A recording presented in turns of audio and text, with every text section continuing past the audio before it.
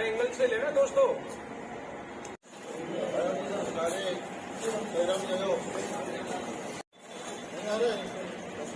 नहीं सर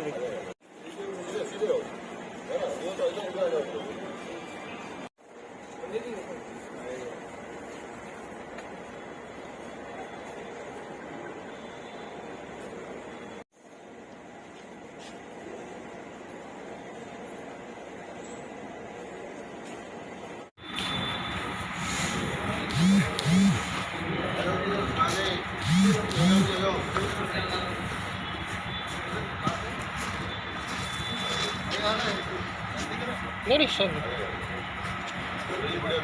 थोड़ा सीधे खड़े रहो, सीधे सीधे रहो, है ना? ये तो इधर इधर आ जाओ। अरे इधर आ जाओ, मुझे बात करो। थोड़ा थोड़ा पीछे पीछे। अभी आ जाओ। सर बाड़मेर में एक बड़ा नकल गिरोह खोला गया है पिज्जा वालों का, मतलब क्या पूरी कार्रवाई की, क्या सूचना दी, रास्ता क्या पूछा? देखिए, हमें मुखबिर के माध्यम से सूचना मिली थी कि कुछ व्यक्ति हैं जो रीट परीक्षा में पेपर आउट करना, नकल कराना, डमी कैंडिडेट बिठाना, इस तरह से कुछ अनफेयर मीन्स यूज़ करने का प्रयास कर रहे हैं।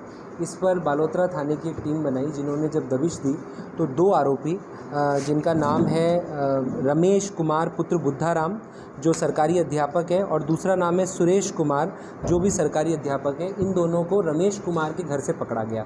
इनके पोजेशन से करीब 9.5 लाख रुपए कैश मिले, एक बिना नंबरी वाहन मिला, बहुत से बैंकों की passbooks, ATM card, credit cards और बहुत सारे कुछ अभ्यर्थियों के एडमिट कार्ड मिले, जिन एडमिट कार्ड पर इन्होंने मिक्सिंग करा करके एक डमी कैंडिडेट की फ़ोटो लगाई हुई थी। जब हमने इनसे विस्तृत पूछताछ की तो इन्होंने बताया कि एक रमेश ढाका निवासी सांचौर है, जो भी सरकारी अध्यापक है, वो परीक्षा के दिन जब सेंटर में पेपर पहुंचते तब किसी माध्यम से उन पेपर्स को सोशल मीडिया पे प्राप्त कर एक अपना वॉर रूम टाइप बना रखा था, जिसमें वो भेजता, जहाँ हर विषय का एक्सपर्ट थे जो 15 मिनट में उस पेपर को सॉल्व कर देते, और उसके बाद वो पेपर जो अभ्यर्थी जिन्होंने इनको पैसे दिए थे उनके मोबाइल पर परीक्षा शुरू होने से करीब 2 घंटे पहले तक पहुंचा देते सॉल्व्ड पेपर, जिनको कि वो याद करके परीक्षा में उनके माध्यम से उसको अटेम्प्ट कर सकते थे। इस पूरे के लिए वो 12 लाख रुपए पर कैंडिडेट चार्ज करते थे। यदि कैंडिडेट चाहता कि वो खुद परीक्षा नहीं देता या वो इस योग्य नहीं था, तो वो एक डमी कैंडिडेट्स भी इनकी जगह सेट करते थे। वो डमी कैंडिडेट्स भी अधिकांश गवर्नमेंट सर्वेंट ही हैं, सरकारी अध्यापक ही हैं, जो किसी न किसी कैंडिडेट के एवज में बैठते। डमी कैंडिडेट बनाने के लिए वो एक फेक एडमिट कार्ड बनाते, जिस पर दोनों लोगों की फ़ोटो को मिक्स करके एक फ़ोटो लगाई जाती, ताकि जो इन्विजिलेटर है वो फ़ोटो से कंफ्यूज हो जाए कि देने वाला, और उसको बेनिफिट ऑफ डाउट देते हुए परीक्षा देने दे। इस प्रकार हमने इनसे जब पूछताछ की तो कुल 22 लोगों को हमने 2 लोगों को गिरफ्तार किया और 20 अन्य लोगों के नाम पता चले। इन 20 लोगों में 7 तो रीट देने वाले कैंडिडेट हैं। इन 7 कैंडिडेट के एवज़ में बैठने वाले 6 कैंडिडेट हैं। एक कैंडिडेट लड़की 2 जगह बैठती है, एक पहली पारी में, एक दूसरी पारी में। इस प्रकार उन लोगों का पता चला। इस गैंग में कुल 6 सरकारी टीचर, एक ई-मित्र संचालक और एक पुलिस का कांस्टेबल भी शामिल है, जो कि इस पूरे को रन करने में हेल्प कर रहे हैं। तो हमने इन सबको नामजद किया है। अब जिन सेंटरों पे ये बैठ रहे हैं, ई-मित्र वाले पे भी रात को दबिश दी गई पर वो मिला नहीं, रमेश ढाका के लिए दबिश दी गई पर वो मिला नहीं, अधिकांश लोग अब फरार हैं। ये सब लोग परीक्षा में बैठ रहे हैं, तो हम संबंधित परीक्षा सेंटरों को भी सूचित करेंगे ताकि वो अलर्ट रहें। इन लोगों को अगर वहाँ है तो पकड़ा जा सके, या कम से कम ये एग्ज़ाम नहीं दे पाएँ। इसके अतिरिक्त जब इनके हमने फ़ोन रिकॉर्ड्स और वो चेक किए तो ये पता लगा कि एक छमी मैडम करके शिक्षिका है, जो भी इस गैंग में बड़ा इम्पोर्टेंट रोल प्ले करती है। सबका अपना अपना रोल है। कोई कैंडिडेट को अप्रोच करता है, वो जो मैडम है वो ये बताती है कि इस कैंडिडेट की शक्ल से मिलता जुलता कौन कैंडिडेट बैठेगा। उनके इस तरह के चैट्स हैं कि भाई इसका रंग गोरा है तो इसके लिए गोरा, ये इसका रंग लंबा है तो इसके लिए एवज में एक लंबा डमी कैंडिडेट। इस प्रकार ये लोग कैंडिडेट्स भी आपस में सेलेक्ट करते थे ताकि वो पकड़ में नहीं आए।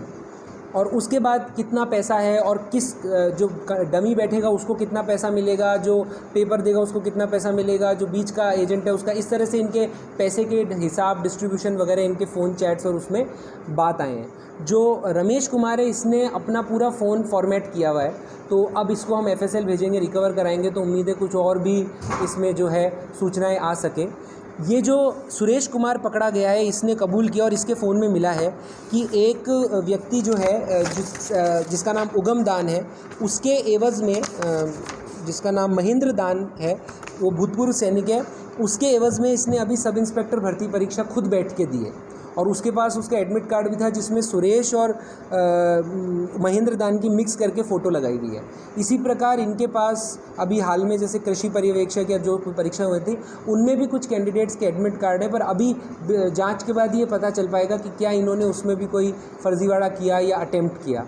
तो इस प्रकार इस पूरे गिरोह को पकड़ा गया है और अब इसमें डिटेल में जाएंगे और जितनी भी आगे कड़ी से कड़ी जो है वो जोड़कर और इसका खुलासा करने का प्रयास करेंगे। सर मास्टरमाइंड कौन है इस पूरी गैंग का? देखिए अभी कहना मुश्किल है। रमेश खुद एक बहुत बड़ा इसमें किंग पिन है, सुरेश खुद एक्टिव है और जो रमेश जो पेपर सप्लायर था सो कॉल्ड इनका वो, और जो लेडी है छमी मैडम जो है, ये लोग मेन इनको रन करने वाले हैं। क्या इनके ऊपर भी कोई है या क्या ऊपर तार जाते हैं वो अब डिटेल्ड इंट्रोगेशन जब रिमांड लेंगे उसके बाद पता चल पाएगा। जो भंवरलाल पकड़ा गया उसके कोई उसका इनसे रिलेशन नहीं है। सर भंवरलाल के बारे में क्या कुछ जानकारी निकल कर आई है अभी तक? देखिए ये जानकारी निकल के आई है, वो गिड़ा थाने के हिस्ट्री शीटर हैं, उसके खिलाफ 24 प्रकरण दर्ज हैं और वो एक बार क्रिमिनल केस की वजह से सरकारी सेवा से बर्खास्त हो गए पर दोबारा सरकारी सेवा में आ गए। इसके लिए मैंने अतिरिक्त पुलिस अधीक्षक बाड़मेर को एक जांच भी दी है कि किस प्रकार उनका वेरिफिकेशन क्लियर हुआ या क्या गड़बड़ रही, वो उस बारे में जांच करेंगे तब क्लियर हो पाएगा।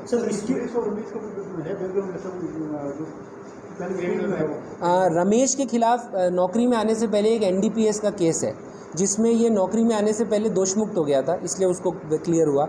और सुरेश के खिलाफ नौकरी में आने से पहले एक मारपीट का केस है, उसमें भी ये राजीनामे के आधार पे नौकरी में आने से पहले बरी हो चुका है। सर इस मामले में कितनी टीमें बनाई गई है? क्या इनका कोई राजस्थान के बाहर भी गिरोह चलता है या किस तरीके से? देखिए अभी तक तो ये जैसे सुरेश और इसने रमेश ने बताया कि वो खुद भी 2018 की रीट में ऐसे ही किसी से पेपर 5 लाख रुपए में ख़रीद के आया, तो अभी उस बाबत अनुसंधान करेंगे।